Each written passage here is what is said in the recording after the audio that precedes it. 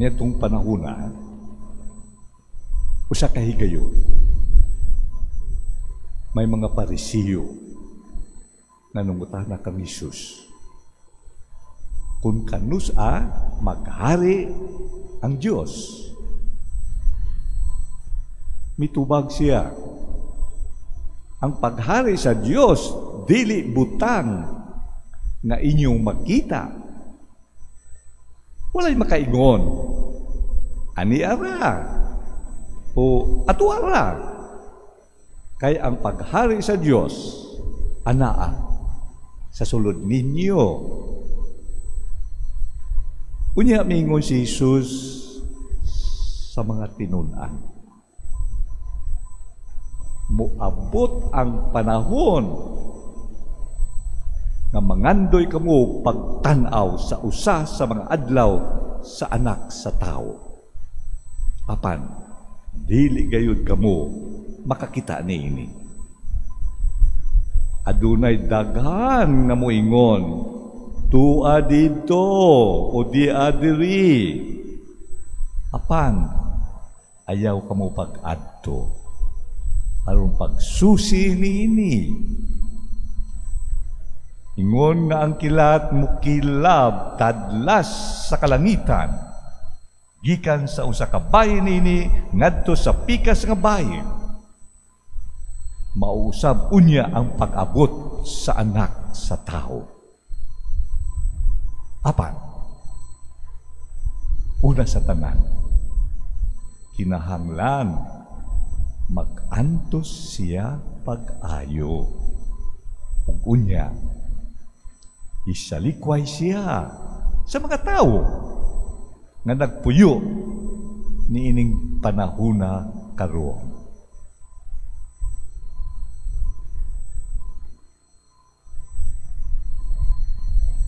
Ang Ebanghelyo alang sa atong kaluwasan.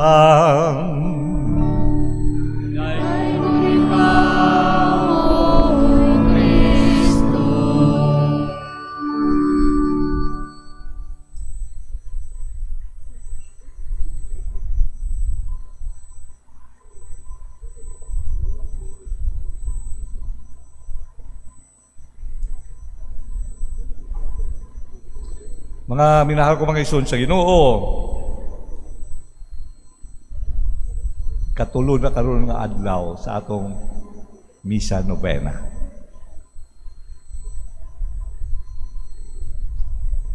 Dunay ko'y kopya diri. Ang tema sa atong pagsaulog nining atong piyesta. Tugyan sa kaugalingon ngadto sa Dios pinaagi sa tiunay nga pag-ampo uban sa mahal nga Birhen Maria. Sa dili makasabot sa binisaya, entrusting ourselves to God through fervent prayer with Mary, Our Lady of the Rule. Dili ni ako obligasyon pagpamalandong nanungod sa general team, kundili sa akong papel karong ikatulong misa novena. Ang tema, Maria kauban sa atong pag-ampo. Busa mga minahal ko mga ison sa Ginoo, ani kita karon pagpamalandong kung unsa ang papel ni Mama Maria sa atong dili karong adlaw ra, kundi sa atong pagpuyo nining kalibutan. Ang kalibutan nga ingon pa sa atong Ginoong Hesus sa iyang mga tinunan kaniadto.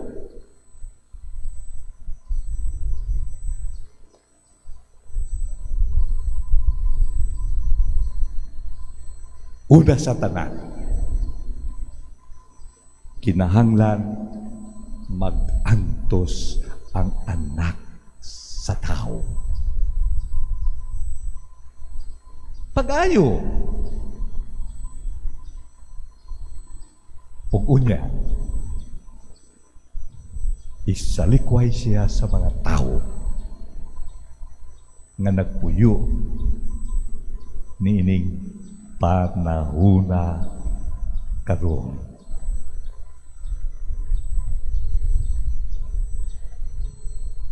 Pila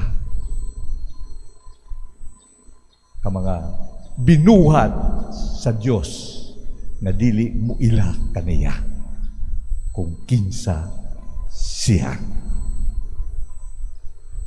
Dili mo ila apan pasalamat ta nga dinhi sa atong dapit may mga tao pa o kinsa sila. Kita unya kay kita man ang nagatuo pa sa Dios, timan-anta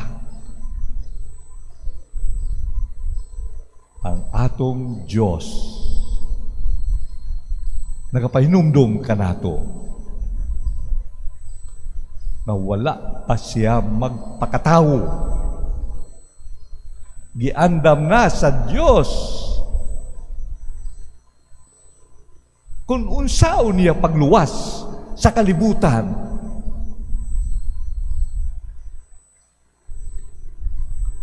Mga minahal ko mga isun sa Ginoo,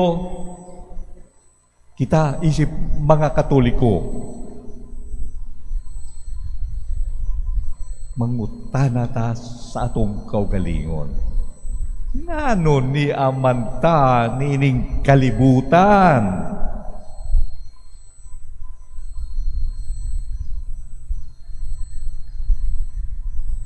Dunay ginatawag filosofiya sa tiyan. Nasayon ba mo kung unsa ang filosofiya sa tiyan? Kaon ta, inom ta, lipay-lipay ta, kay ugma patay ta.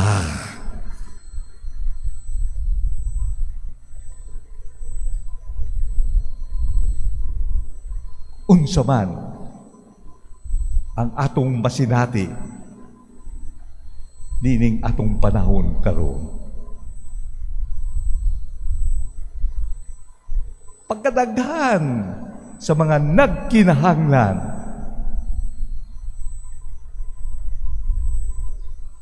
sa atong kaluoy o gugma. Gibuhat kita sa Dios, timan-anta, sumala sa atong nakatunan, sa katekismo, sa atong magtutuong Katoliko. Gibuhat kita sa Dios aron muila kaniya. Kung makaila na kita sa atong Dios, igugmao nato siya. Apan, mga minahal ko mga isun sa Ginoo, mao kini timan-anta, ipamatuod nato ang atong pagtuo, ang atong paghigugma sa Dios pinaagi sa pag-alagad sa Dios diha sa atong pag-alagad sa atong isig katao. Busa, kinsa man ang makatabang kanato sa atong paningwa, maglisod ta Kay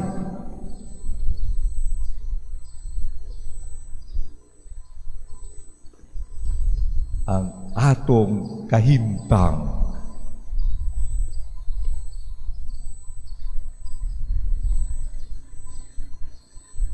lisod sabton. Kita nga mga tao, pareha sa yunta. Ang ato mga panginahanglan, lawas nun nga panginahanglan.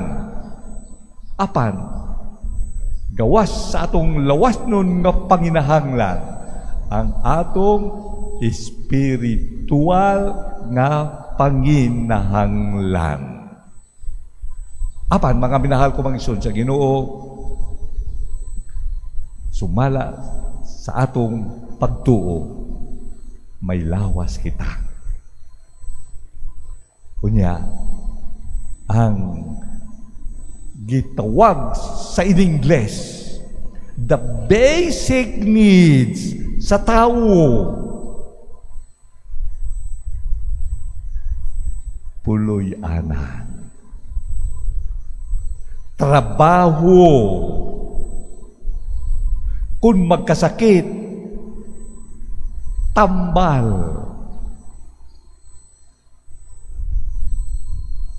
apan,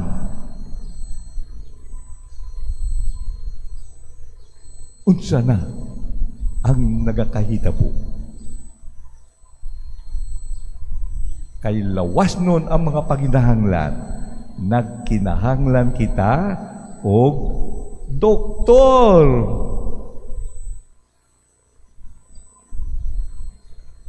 Mao na hagit sa mga doktor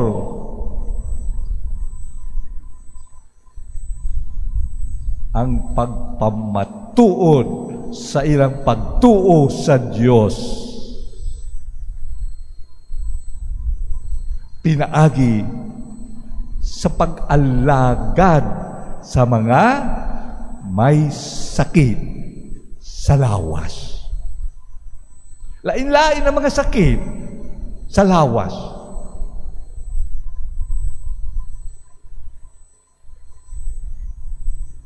Mga minahal ko mga igsoon sa Ginoo,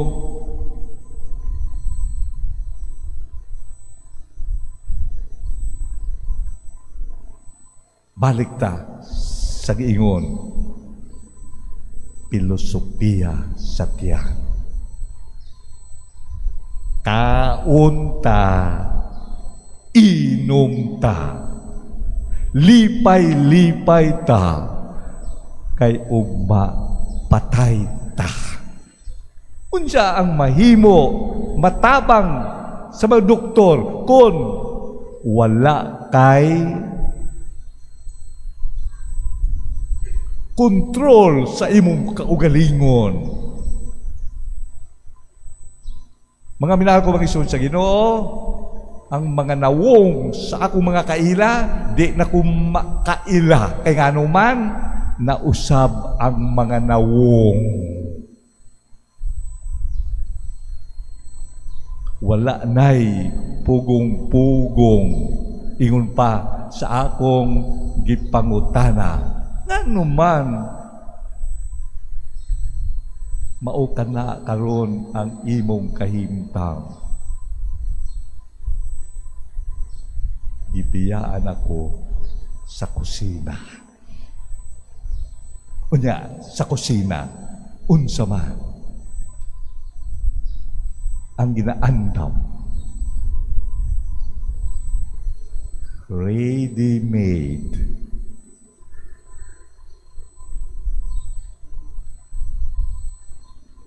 Ready-made. Instant. Pagkadali, andamon ang mga pagkaon nining atong panahon karon. Wala na'y kakugi sa pagpangandam sa mga pagkaon nga makahatag og maayong panglawas. Kay ang tanan hapit instant. Mao kana mga minahal ko mga igsoon sa Ginoo, ang lawas nun nga mga panginahanglan. Dili lamang inom, kundili magpahubog pa.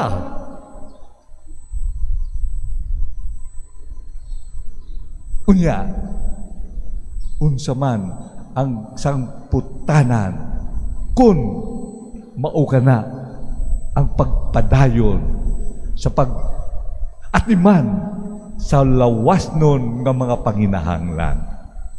Apan mga minahal ko mga isun sa Ginoo, dili lamang lawas nun ang atong mga panginahanglan.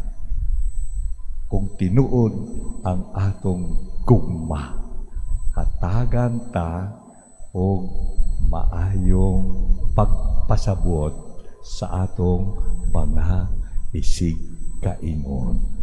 Doon na kita'y Diyos, busa, doon na siya'y mga balaod. Ug ang iyang mga balaod gayon, nga ang tuyo mao ang pagpahapsay sa dagan sa kinabuhi ni ining atong kalibutan. Balaod, gikinahanglan. Apan, ang diwa sa balaod, mao ang gugma. Kinsa ang atong panaminan ni ini. Mga minahal ko mga isun sa Ginoo, si Mama Maria sa iyang pagkahimugso nining kalibutan, misunod kayud siya sa laraw sa Diyos na iyang gituuhan. Ang iyang gituuhan nga Diyos mao ang nagpadayag sa iyang kaugalingon nga siya lamang gayud ang Diyos ug wala nay lain pa. Si Mama Maria, bugtong anak niya, nagliwat gayud kaniya. Kinsa siya? Mga minahal ko mga isun sa Ginoo, pila na naman kaadlaw, Pasko na. Kana, timaan sa gugma sa Diyos alang sa kalibutan. Ano sa gibuhat sa Diyos ang kalibutan? Mga minahal ko mga isun sa Ginoo, dili ka na problema. Tuo na lamang yun ta. Tuo ta na may Diyos. O kining atong Diyos, nagapahinumdum ka nato karong adlawa.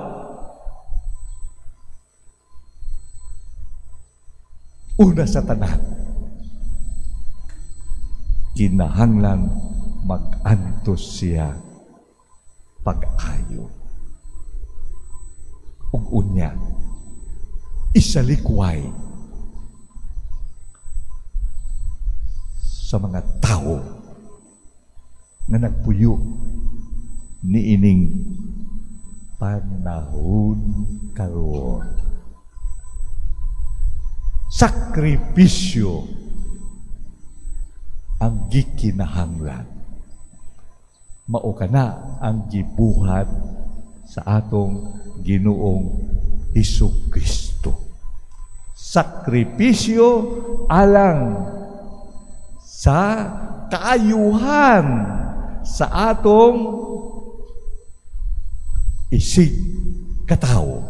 Kita ba ang pinakamahal na binuhat sa Diyos? Apan mga minahal ko mga isun sa Ginoo,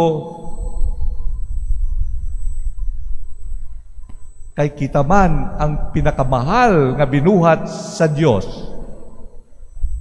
magpangutan anay ta. Kinsa man ang anak sa tao, nga nagpainumdum kanato karong ikatulong misa nobena sa atong pagpangandam sa piyesta sa atong mahal nga inahan. Nagkinahanglan kita magdinasigay sa pag-ampo. Pag-ampo, dili lamang sa atong kaugalingon ng mga panginahanglan, kundili sa panginahanglan sa atong mga isig katao nga gipapuyo nining kalibutan nga nagpalayo sige sa Dios. Unya, kung ang Diyos isalikway na sa iyang mga binuhat, kinsa ang malipay ang kaaway sa Diyos. Mga igsuon ko sa Ginoo, kinsa ang kaaway sa Diyos?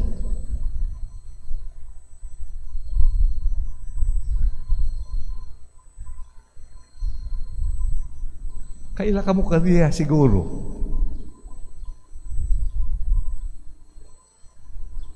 Nakita na ka mo kaniya?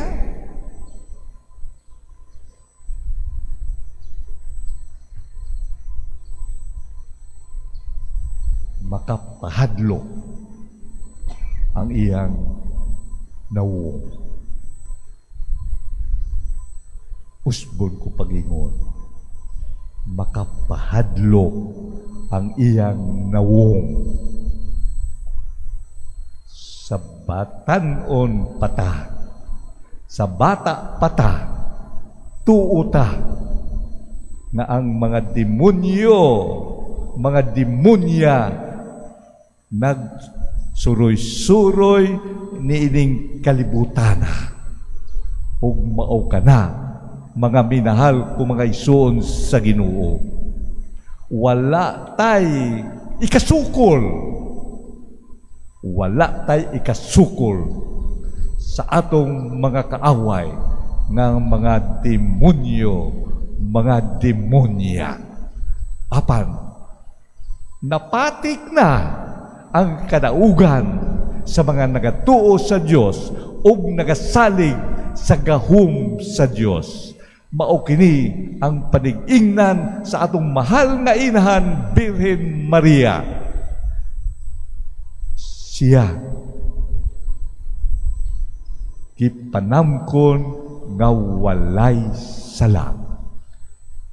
Ug mao kana ang pagpangandam sa Dios alang sa pagluwas sa kalibutan. Natawo na si Jesus. Apan, natawo ba siya sa atong kinabuhi?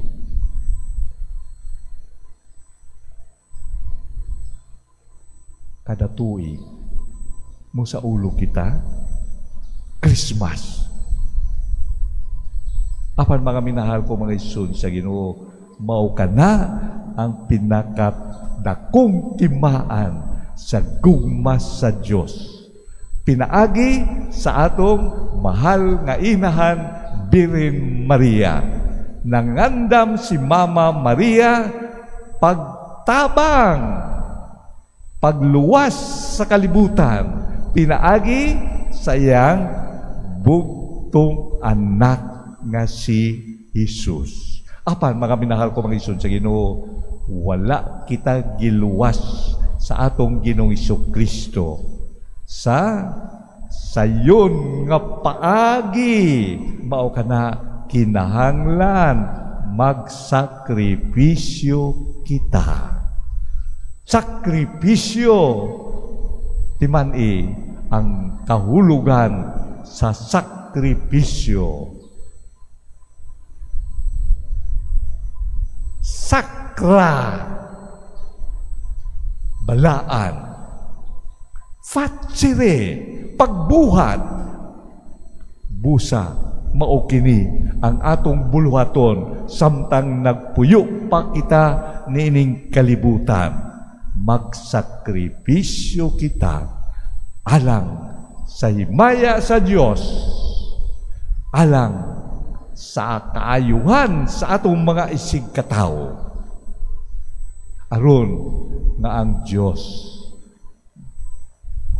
magmalipayon tungod kanato.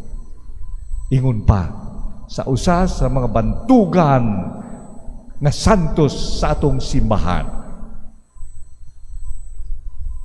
ad maiorem Dei gloriam, dili ang himaya sa tao kundili ang himaya sa Dios. Kinsa siya? Sundalo sa Espanya, si San Ignacio de Loyola. Mao kana ad maiorem Dei gloriam, dili alang sa himaya sa mga tao nga mga mapahitason sa atong naandan nga pulong, mga hambugiro, mga hambugira. Busa mga minahal ko mga isod sa Ginoo, padayon ta pag-ampo apan ang atong panaminan mao ang atong mahal nga inahan, ang Birhen sa Regla.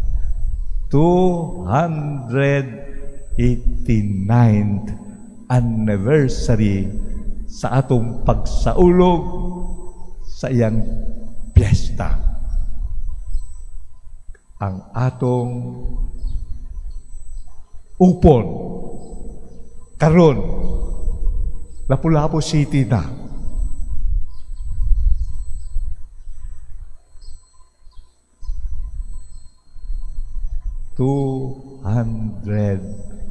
'89th Fiesta. Congratulations kanatong tanan nga duna pay kasing-kasing alang sa Dios. Kasing-kasing alang sa atong isig katao. Amen. Palihog manindog tang tanan.